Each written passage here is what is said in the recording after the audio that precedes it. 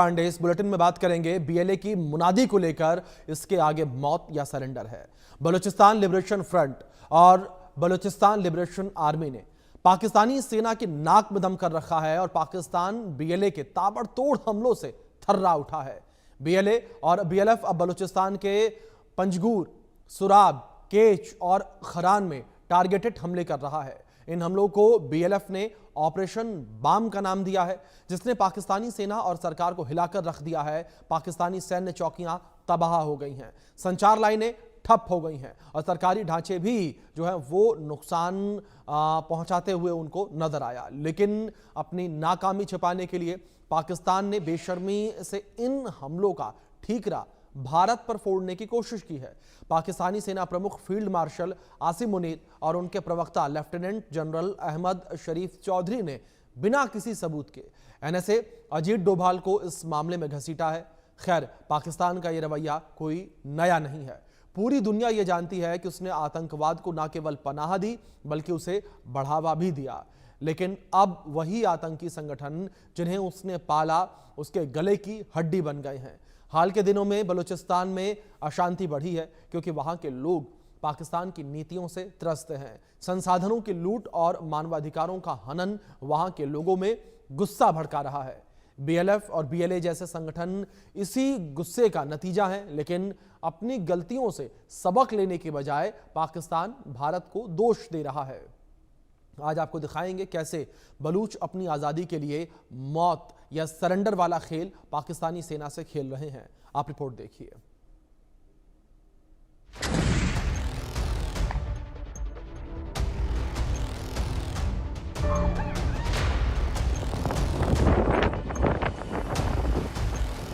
BLA का वार प्रचंड, मुनीर सेना को दे रहे दंड। बलूचिस्तान में सैन्य ठिकानों पर हमला, मुनीर का दिल दहला। बीएलए का किलर प्लान, पाक सैनिकों की ले रहे जान। यानी बीएलए की मुनादी, मौत या सरेंडर। बलूचिस्तान में बीएलए ने पूरी तरह से गदर मचा दिया है। कोई दिन ऐसा नहीं गुजरता जब पाक सेना के काफिले या पोस्ट पर अटैक न हो रहे हैं। बलूच विद्रोहियों ने हेराफ के बाद अब बाम नाम के नए ऑपरेशन से पाक सैनिकों को निशाना बनाना शुरू कर दिया है, जिसके तहत अब कोऑर्डिनेटेड अटैक किए जा रहे हैं। लिहाजा एक साथ पूरे बलूचिस्तान में अलग अलग जगह पर हमले हो रहे हैं। देखिए कैसे बलूचिस्तान के सुरब में पाक फ्रंटियर कोर के कैंप पर हमला कर उसे कब्जे में ले लिया गया। इस हमले की जिम्मेदारी बलूच लिबरेशन आर्मी ने ली। साथ ही दावा किया है कि इस हमले में फ्रंटियर कोर के 18 सैनिकों को मार गिराया गया। कैंप पर बीएलए ने पूरी तरह से कब्जा कर लिया, जबकि सुरब की लड़ाई में एक बलूच लड़ाका भी मारा गया। यानी जैसा बलूच विद्रोहियों ने ऐलान किया था वो अब जमीन पर दिखाई भी देने लगा है। आपको जानकर हैरानी होगी कि गुरुवार को 1 घंटे में 8 जगहों पर हमलों को अंजाम दिया गया।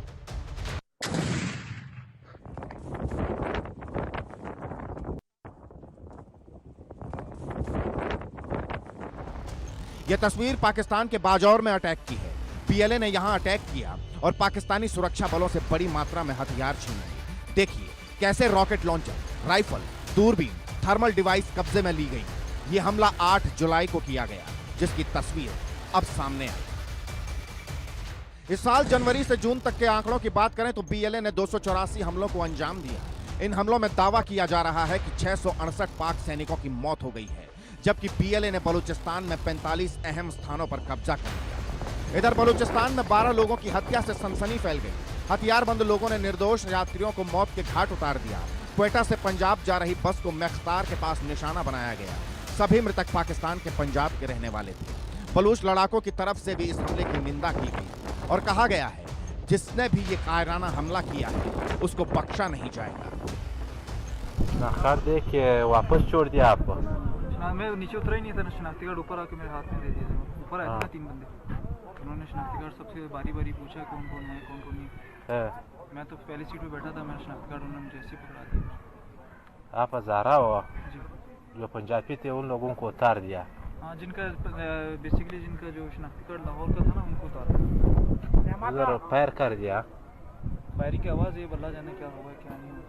ना बंदे आए ना उन्होंने दोबारा दिखे भी नहीं, जो बंदे बस पे चढ़े थे। सिर्फ फायर की आवाज़ है, उसके बाद तो जो बंदे बस से उतरे तो वो भी नहीं। अच्छा, रोड बंद था उसी टाइम। रोड पर खुल गया था, उसके बाद फिर बंदर ही पता नहीं किधर गया किधर नहीं गया। कुल मिलाकर बलूचिस्तान में बवाल जारी है। मरना मारना तो आम बात हो गई है। हैरानी की बात यह है कि शहबाज सरकार आंखें मूंदे बैठी है, जैसे सब चंगा है, सब बढ़िया है। उन्हें तो बस बलूचिस्तान के नेचुरल रिसोर्स से मतलब है। खनिज लूटने की होड़ जारी है, लेकिन शायद अब बलोच लड़ाके इसे ज्यादा देर तक नहीं चलने देंगे। Bureau report, India news.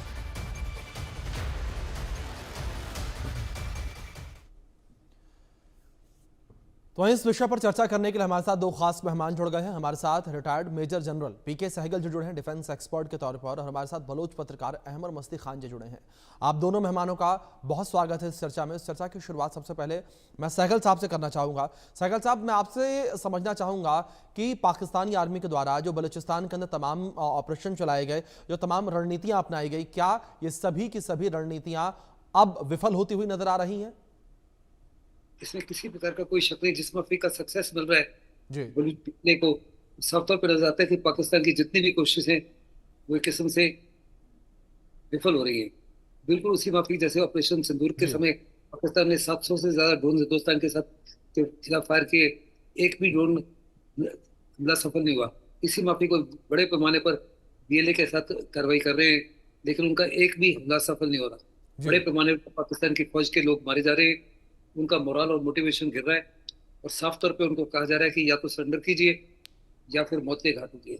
जी। लेकिन ना तो पाकिस्तान आर्मी सरेंडर करेगी, ना ही उसको इतनी इतनी जल्दी आज़ादी मिलेगी। ये लड़ाई काफी लंबी लंबी चलेगी, क्योंकि पाकिस्तान जो है उसको बड़े पैमाने पर चीन की सहायता मिल रही है। चीन का $65 जी। बिलियन जो है सीपेक जो है वो कम्प्लीटली नष्ट हो जाएगा अगर बलूचिस्तान अलग हो जाता है। और बलूचिस्तान पाकिस्तान की सबसे बड़ी प्रोविंस है, सबसे कम पॉपुलेशन है, लेकिन सबसे ज्यादा रिसोर्सेज इस एरिया में। वो रिसोर्सेज जो है बड़े पैमाने पर एक्सप्लॉइट कर रहा है पाकिस्तान अपनी पंजाब प्रोविंस के लिए, और चीन जो है अपने हित के लिए। जी। और ये किसी प्रकार से बलूचियों को कबूल नहीं, क्योंकि वहां पे जब से 1948 से अभी तक किसी प्रकार का वहाँ हेल्थ केयर नहीं है, किसी प्रकार का इंफ्रास्ट्रक्चर नहीं है, कोई नौकरियां नहीं है, बड़ी बड़ी गरीबी है। और बलूचियों की जमीन छीन ली गई है, वहाँ रेल लाइन बिछाई है, रोड बिछाई है, गैस पाइपलाइन बिछाई है, ऑयल पाइपलाइन बिछाई है। मुआवजा मांगते हैं तो उनको गायब कर दिया जाता है। लेकिन जिस माफी की याचनाएं दे रहे हैं वो बलूची को, हर एक इंसान को जब यात्रा देते हैं तो 10 और लड़ाके खड़े हो जाते हैं पाकिस्तान को जवाब देने के लिए।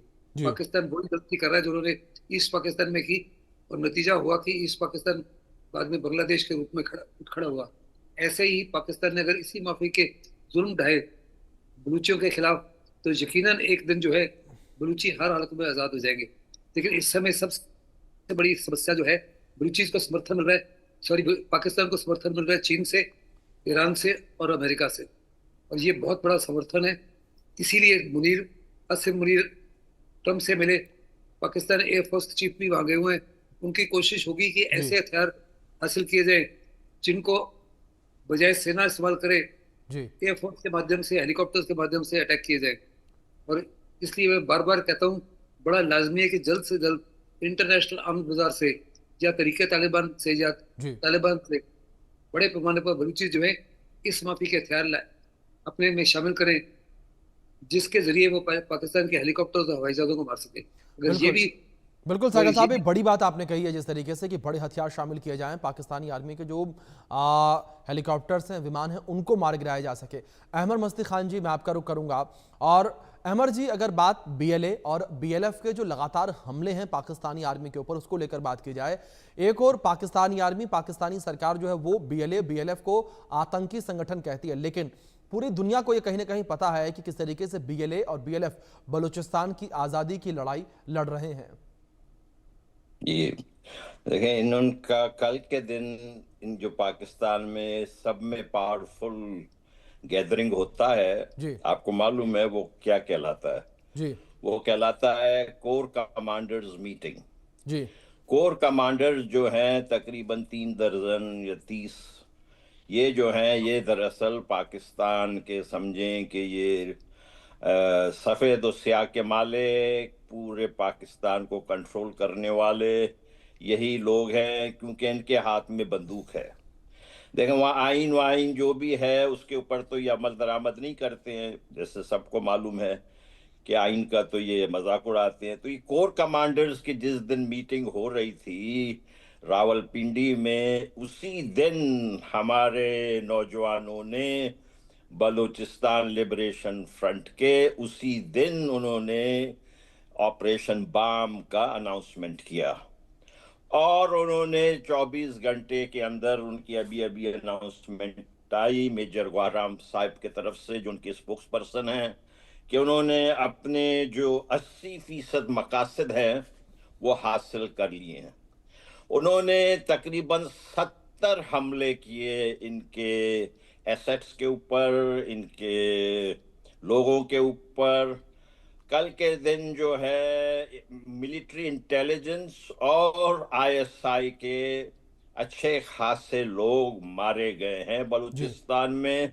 और ये जो है ये फिर प्रोपेगेंडा करते हैं कि ये पंजाबी मजदूरों को मार दिया। ये कौन सी मजदूरी आप कर रहे हैं? मिलिट्री इंटेलिजेंस के एजेंट के तौर पर, आईएसआई के एजेंट के तौर पर, जब आप crimes against humanity, war crimes बलूचों का उसमें शामिल होते हैं, और जब आपको कैफर किरदार तक पहुंचाया जाता है तब आप कहते हैं ये पंजाबी मजदूर थे। कारगिल में जैसे कि इनके फौजी मारे गए थे और इनकी लाशें वहां पड़ी रही थी, इन्होंने कहा नहीं ये तो हमारे फौजी है ही नहीं, आपको याद है ना भाई। तो ये तो इस किस्म की झूठी फौज, और इन्होंने वहाँ जो कोर कमांडर के इजलास में फिर वही अपना रोना रोया कि भाई ये जो बलूचिस्तान में जो भी है ये फितनौल हिंदुस्तान है और हम इसको कुचल देंगे। जी। आप तो इंतहाई ज्यादा नाकाम हो रहे हैं, आपकी नाकामी तो लिखी हुई है। आप इसको अवामी एक पूरे स्ट्रगल को, एक जद्दोजहद आज़ादी को, ये जो मुल्ला मुनीर है कोई नाम देकर क्या उसको खत्म कर सकता है? ये इनकी ख्वाब है। ये इनके लिए शिकस्त बलूचिस्तान में लिखा हुआ है, मैं बार बार कहता हूं। और जब आप कहते हैं ना कि पाकिस्तान का खंड खंड होगा, उस वक्त तो हमें बहुत ज्यादा खुशी होती है, और वो होने वाला है बहुत जल्द। बिल्कुल बिल्कुल अहमद जी, जिस तरीके से आपने जिक्र किया कि जल्द ही पाकिस्तान का खंड खंड होने वाला है। सहगल साहब, मैं आपका रुख करूंगा इन्हीं शब्दों के साथ। आप किस तरीके से सहगल साहब पाकिस्तान के टुकड़े टुकड़े होते हुए, खंड खंड होते हुए देख रहे हैं? क्योंकि पाकिस्तान के अलग अलग हिस्सों में जो अलगाववाद की आवाज़ है वो काफ़ी ज़्यादा तेज़ होती नज़र आ रही है। बलूचिस्तान को लेकर बात करें तो यहाँ पर लंबे समय से संघर्ष जारी। दूसरी ओर टीटीपी जो है वो लगातार खैबर पख्तूनख्वा पर कब्जे की बात करती है। पंजाब को लेकर बात करें तो पंजाब प्रांत को अलग करने की बातें लगातार देखने को आती हैं। दूसरी ओर सिंधु को लेकर बात करें तो अलग से सिंधुस्तान बनाने की मांग जो है काफ़ी ज़्यादा तेज़ नज़र आती है। सहगल साहब, देखो इस समय पाकिस्तान जो है काफी ज्यादा कष्ट में है जी। देखो उनको तरीके तालिबान, पाकिस्तान जो है पख्तूनख्वा में बड़े बड़े पैमाने पर उनके ऊपर हमला कर रहा है। दुरंत लाइन को लेकर तालिबान उनके ऊपर हमला कर रहा है। फिर बलूचिस्तान के अंदर बीएलए और बीएलएफ उनके ऊपर हमला कर रहे हैं। सिंध में सिंध लिबरेशन आर्मी उनके खिलाफ कार्रवाई कर रही है। साउथ पंजाब और नॉर्थ पंजाब के बीच में आपस में जंग छिड़ गया है। फिर पाकिस्तान ऑक्यूपाइड कश्मीर के लोग जो बड़े पैमाने पर पाकिस्तान के खिलाफ खड़े हो चुके हैं। गिलगिट बाल्टिस्तान के लोग पाकिस्तान के खिलाफ हैं। ऐसे में बहुत लाजमी है कि हिंदुस्तान है बड़े पैमाने पर पाकिस्तान की आर्मी, जिसको किसी प्रकार से कोई नुकसान नहीं हमने पहुंचाया ऑपरेशन सिंदूर में, उनको कंप्लीटली टाई अप रखे लाइन ऑफ एक्चुअल कंट्रोल में और आईबी के ऊपर। और साथ ही साथ बड़े पैमाने पर, मैं बार बार कहता हूँ, बड़े पैमाने पर हमको इकोनॉमिक सहायता करनी चाहिए बीएलए के और बीएलएफ के, ताकि वो इंटरनेशनल आर्म बाजार से ऐसे हथियार खरीद सके जिसके माध्यम से वो अपने आप को हर प्रकार से सुरक्षित रखे। अगर आप देखो तो तालिबान को 11 साल लगे उस समय दुनिया का एक सुपर पावर सोवियत यूनियन को हराने के लिए, और सोवियत यूनियन टूट गया। तालिबान ने बाद में अमेरिका को हराया, लेकिन उनको 16 साल लगे। ये जंग भी बड़ी लंबी चलेगी, क्योंकि अनफॉर्चुनेटली साफ तौर पर दुनिया जानती है, अमेरिका भी जानता है कि जो बलूची लिबरेशन आर्मी है या बीएलएफ है वो अपनी आज़ादी की लड़ाई लड़ रहे हैं। लेकिन उसके बावजूद चाइना ने, पाकिस्तान ने, ब्रिटेन ने, फ्रांस ने और अमेरिका ने बीएलए को एक टेररिस्ट ऑर्गेनाइजेशन घोषित किया हुआ है, क्योंकि वो केवल और केवल अपने हितों को ध्यान में रख रहे हैं। उनको कोई इंटरेस्ट नहीं है कि कितने लोग बलूची मारे जा रहे हैं, कितनों के खिलाफ जांचें की जा रही हैं। उनका इंटरेस्ट है कि मुनीर वहां पे कायम रहे जी ताकि मुनीर के माध्यम से उनको इस्तेमाल करा जाए। बिल्कुल सहगल साहब, लंबे समय से देखा जा रहा है कि पाकिस्तान में जो ऊंचे पदों पर बैठे हुए लोग हैं वो केवल ये देख रहे हैं कि हमारा पद, हमारी कुर्सी बची रहे, बाकी आवाम के ऊपर क्या कुछ बीत रही है उस पर कोई ध्यान नहीं देता। इस बीच अहमद जी, मैं आपका रुख करूंगा, जहां एक और लंबे समय से पूरा विरोध जो है वो देखने को मिल रहा है। लगातार बलूचिस्तान के लोग जो हैं वो अपनी आज़ादी की लड़ाई लड़ रहे हैं, लेकिन एक तस्वीर मुझे इस वक्त याद आ रही है जब आसिम मुनीर और शहबाज शरीफ बलूचिस्तान पहुंचे थे और बलूचिस्तान की एक जो पगड़ी होती है वो काफ़ी प्रीशियस आप लोगों के बीच मानी जाती है, वो पगड़ी पहने हुए उस कपड़े में, उस वेशभूषा में कह सकते हैं, वो नजर आए थे और उस वक्त वो कहते नजर आए थे कि हम बलूचों के हितैषी हैं। तो ऐसे में क्या समझा जाए, जहां एक और लड़ाई और दूसरी ओर पाकिस्तानी सरकार और पाकिस्तानी सेना के प्रमुख खुद सामने आकर कहते हैं कि हम आप लोगों के साथ खड़े हैं। ये हमारे साथ कैसे खड़े हैं भाई? हमारे जो है हर रोज हमारे लोगों का कत्लेआम कर रहे हैं। जी ये किसके साथ मजाक कर रहे हैं? किसको ये झूठ बोल रहे हैं? कौन? आप क्यों वहां हमारे इलाके में आए हैं? हमारा तो आपसे सवाल ये है कि आपको किसने इजाजत दी है? देखे, ये आप कहते रहे कि हमें ये मार रहे हैं, पंजाबी मजदूरों को मार रहे हैं, फिलाना कर रहे हैं। आप मुझे बताएं, ये जो पंजाबी जिहादी है, ये सऊदी अरब चले जाएं, ये इराक चले जाएं, जॉर्डन चले जाएं कि हम मुसलमान हैं, हम आ रहे हैं, तो क्या इनको एक्सेप्ट करेंगे? नहीं करेंगे ना भाई। इनको पासपोर्ट लेके वहां जाना पड़ता है, बाकायदा वीजा बहुत सारे मुल्कों में लेके जाना पड़ता है। इसी तरह हम इनसे दरख्वास्त कर रहे हैं कि आप यहाँ पर, हाँ, ये हमने ये फैसला किया हुआ है कि आप बेशक शायद हम आपको छोड़ें यहाँ मुस्तकबिल में, लेकिन आप अपने पासपोर्ट के साथ वीजा लगाकर हमारे आजाद मुल्क में आएंगे। आप हमारे मुल्क में बंदूक के जोर पे अमेरिका के और चीन के हमारे सर पे आप नहीं आ सकते हैं। ये हमने फैसला किया हुआ है एक कौम के हैसियत से। बहुत कुछ हो चुका है, 77 साल से ज्यादा आप जो खुद एक गुलाम, अंग्रेजों के गुलाम, उन्होंने हमें अपने गुलामी में रखा है। ये हमें बिल्कुल मंजूर नहीं है। आज देखें, जो आपके ये हम हिंदुस्तान में जो जंग आज़ादी लड़ी गई थी 1857 में, जी उसमें ये जो लोग थे, ये जिन्होंने अंग्रेज के साथ दिया था, ये पाकिस्तान के फौजी जनरल उन्हीं के परपोते हैं। ये उन्हीं के, अंग्रेज के जो वफादार हैं। ये तो अपने अपने भी जमीन के वफादार नहीं रहे हैं कभी भी। आप देख लें कि इनको इंडिया से कितनी नफरत है। हमें तो कभी नहीं है, हमें तो मोहब्बत है। आप देख रहे हैं इनके और हमारे दरमियान फर्क, इनके आइडियोलॉजी और हमारी आइडियोलॉजी में आप फर्क देख रहे हैं। अब आप देखें, अब आपके यहाँ कुछ अच्छे लोग हैं, पता नहीं क्यों इनके बहकावे में आ जाते हैं। अभी 3-4 दिन पहले जो करण थापड़ साहब थे, मैं उनका एहतराम करता हूँ, लेकिन उन्होंने आके बिलावल भुट्टो साहब को बुला दिया अपने शो में, और वहां आके वो झूठ बोल रहे थे कि हम जो हैं अमन चाहते हैं, हम फिलाना चाहते हैं। आपको शायद याद होगा 2008 में बिलावल के वालिद आसिफ जरदारी, जिसकी अभी ये छुट्टी करने वाला है, आसिम मुनीर, वो भी आए थे 2008 22 नवंबर को, और उसने हिंदुस्तान से दोस्ती की बात की थी। 4 दिन के बाद मुंबई का हमला हुआ था जी इसी तरह अब ये बिलावल आके इस किस्म के आपसे झूठ कह रहा है। इसका मतलब है कि ये शायद कोई और भी हमला करेंगे। इनको, इनके साथ देखे, हमारा जैसे कि हमारे बड़े भाई मेजर जनरल सहगल साहब ने कहा, हमें हर तरह की इमदाद की जरूरत है।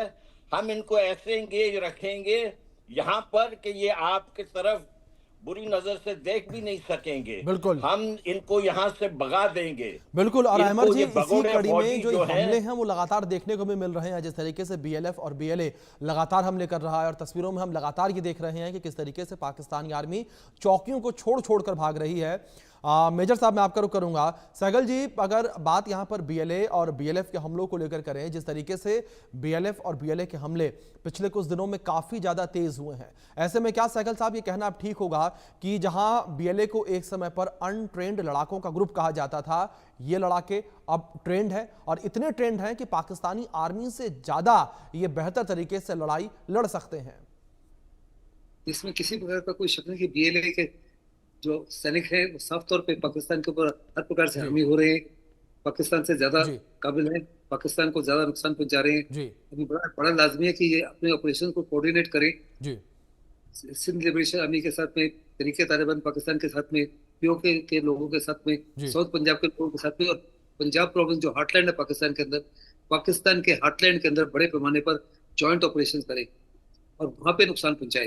बलूचिस्तान के अंदर तो नुकसान पहुंचा रहे हैं, लेकिन बलूचिस्तान के अंदर साथ साथ पाकिस्तान के मेन पंजाब प्रोविंस के अंदर उधर उधर भी बड़े हमले करें, उधर भी जितने भी उनकी मूवमेंट्स होती हैं आईडी के माध्यम से ब्लास्ट करें, उनको वहां भी जी। एम्बुशेस लगाएं, ताकि जी। पाकिस्तान वास्तव में होश उड़े। बिल्कुल बिल्कुल सागर जब साहब, तक बिल्कुल आपने ठीक कहा। जिस तरीके से अगर हम हमलों की श्रृंखला को लगातार देखें और जिस तरीके से पाकिस्तानी आर्मी लगातार पीछे हट रही है, उससे साफ तौर पर ही नजर आता है कि बीएलए अब एक ट्रेंड आर्मी है। अब देखने वाली बात यहां पर यह होगी कि जो बलूचिस्तान की आजादी की लड़ाई लंबे समय